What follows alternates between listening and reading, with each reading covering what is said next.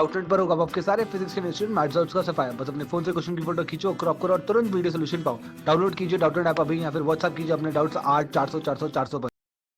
तो इस क्वेश्चन में देखिए हमें क्या बोल रहा है that at 25 degree Celsius after the addition of 110 ml of 0.1 normal NaCl solution to 100 ml of 0.1 normal AgNO3 solution, the reduction potential of silver electrode placed in it is 0.36 volt.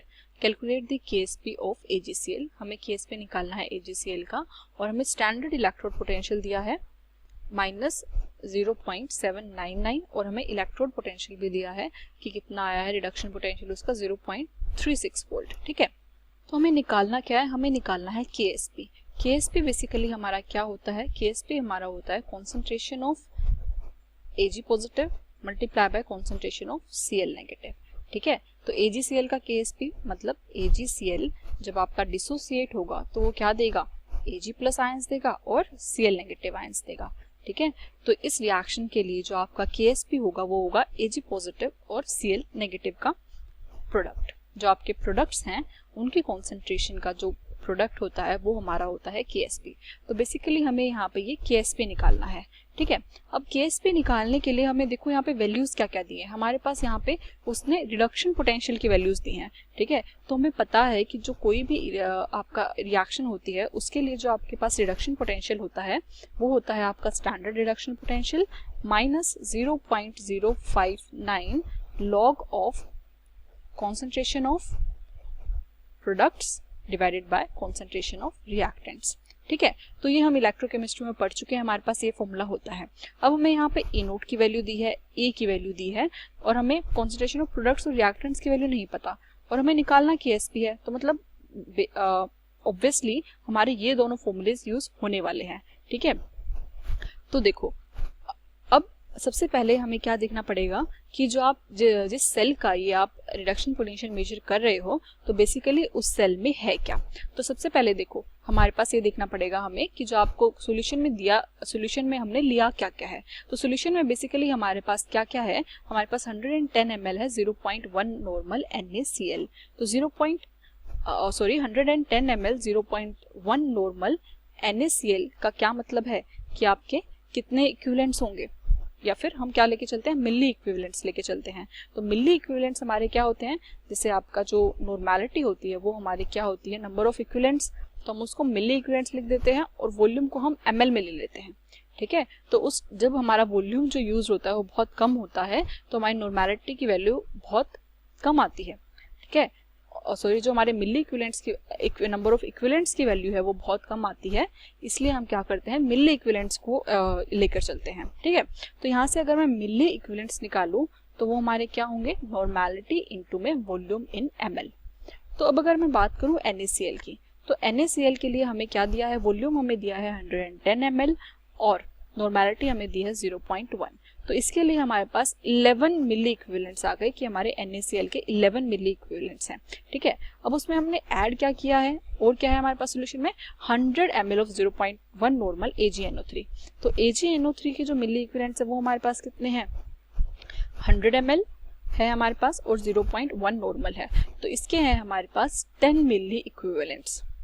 ठीक है, अब देखो जो आपका NaCl है और AgNO3 है ये दोनों रिएक्शन करके हमारे पास क्या देते हैं, सॉरी AgNO3 है, ये दोनों हमारे पास रिएक्शन करके एक तो हमारे पास बनेगा AgCl और हमारे पास बनेगा NaNO3।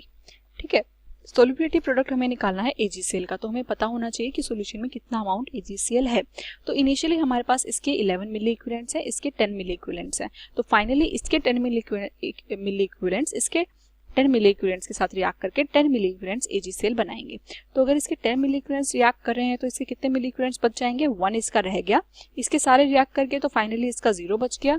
ये हम बात कर रहे हैं इनिशियली और हम बात कर रहे हैं फाइनली, और फाइनली हमारे पास 10 मिली इक्विवेलेंट्स बनेंगे AgCl के और 10 ही मिली इक्विवेलेंट्स बनेंगे हमारे पास NaNO3 के। ठीक है, अब जो हमारे पास फाइनल सॉल्यूशन है इसमें हमारे पास एक तो हमारे पास है AgCl 10 मिली इक्विवेलेंट्स और एक है हमारे पास NaCl 1 मिली इक्विवेलेंट। ठीक है, अब देखो यहाँ पे हमारे पास जो सेल बनेगा, तो सेल जो बनेगा वो सेल हमारे पास बनेगा, एक तो हमारे पास Cl negative ion and AgCl Ag। ठीक है, हमने क्या किया है, सिल्वर इलेक्ट्रोड को डिप किया है किसमें, AgCl के सॉल्यूशन में, और जो आयंस है हमारे वो कौन से हैं, Cl नेगेटिव हमारे पास फ्री आयन है। ठीक है, तो ये हमारे पास जो सेल बनेगा, जो हमारा पूरा का पूरा सेल बनेगा वो ये बनेगा। ठीक है, तो हमारे पास जो इसमें रिएक्शन हो रही है या फिर हमारा जो रिडक्शन हो रहा है वो क्या हो रहा है, that Ag positive is gaining an electron and convert हो रहा है वो सिल्वर में। ठीक है, तो Ag प्लस जो आयन है वो इलेक्ट्रॉन को गेन करके Ag में कन्वर्ट हो रहा है, ये हमारे पास रिडक्शन रिएक्शन हो रही है। अब इस रिएक्शन के लिए अगर मैं क्या करूं, अगर मैं अपना जो आपका इलेक्ट्रोड पोटेंशियल वाला फॉर्मूला है वो लगाऊं, ये जो आपको यहाँ पे इलेक्ट्रोड पोटेंशियल की वैल्यू दी है, यहाँ पे किसकी स्टैंडर्ड इलेक्ट्रोड पोटेंशियल की वैल्यू किसकी दी है, Ag और Ag प्लस की। तो बेसिकली यहाँ पे इसकी ऑक्सीडेशन स्टेट 0 है और यहाँ पे +1 है, तो ये हमें रिडक्शन नहीं, ये हमें ऑक्सीडेशन पोटेंशियल दिया है। ठीक है, और हम वैल्यू पुट किसकी करते हैं, रिडक्शन पोटेंशियल की।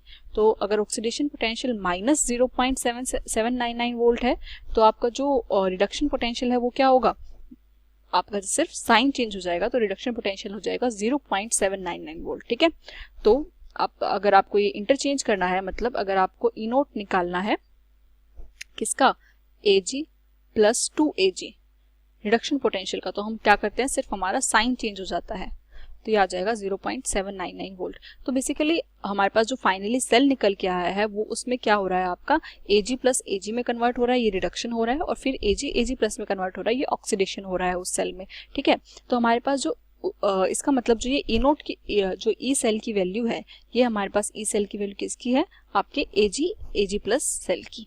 ठीक है, तो ये आपके पास आपका जो फॉर्मूला है that E cell is equal to E note minus 0.059 log of concentration of product यहाँ पे Ag है तो ये तो आयन नहीं है तो हम इसकी कॉन्सेंट्रेशन यहाँ पे नहीं लेंगे, तो प्रोडक्ट में हमारे पास कुछ नहीं आएगा और डिवीजन में आएगी हमारे पास कॉन्सेंट्रेशन ऑफ Ag पॉजिटिव। ठीक है, तो ये सब आप इलेक्ट्रोकेमिस्ट्री में पढ़ चुके होंगे ऑलरेडी।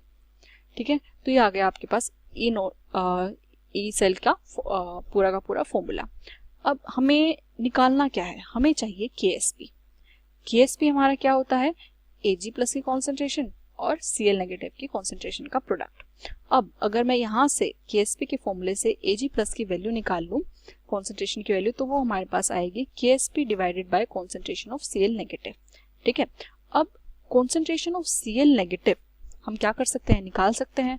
यहाँ पे हमारे पास NaCl कितना बचा है, 1 मिली इक्विवेलेंट, तो यहाँ से हम क्या, तो इसका मतलब Cl नेगेटिव के भी 1 मिली इक्विवेलेंट बचे हैं, तो 1 मिली इक्विवेलेंट हमारे पास, मिली इक्विवेलेंट्स इसके हैं। वॉल्यूम हमें पता है क्या है, वॉल्यूम हमारा क्या है, इसका हमने लिया था 110 ml, इसका 100 ml, तो हमारे पास वॉल्यूम अब टोटल 210 ml है। तो वहां से हम क्या निकालेंगे, अपनी नॉर्मेलिटी निकालेंगे, कॉन्सेंट्रेशन निकाल लेंगे।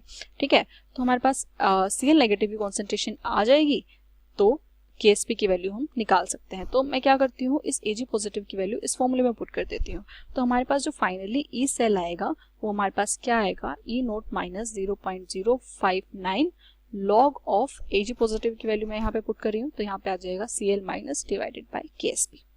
ठीक है, अब इस फॉर्मूले में हमारे पास ये वैल्यू क्वेश्चन में दे रखी है, ये वैल्यू क्वेश्चन में दे रखी है, और ये हम निकाल लेंगे तो हमारे पास KSP की वैल्यू आ जाएगी। तो हमें क्या करना है, इस फॉर्मूले में अपनी बस सारी वैल्यूज पुट करने हैं। तो क्वेश्चन में हमें जो ई सेल है इसकी वैल्यू हमें दे रखी है, क्या वैल्यू दे रखी है हमें, 0.36।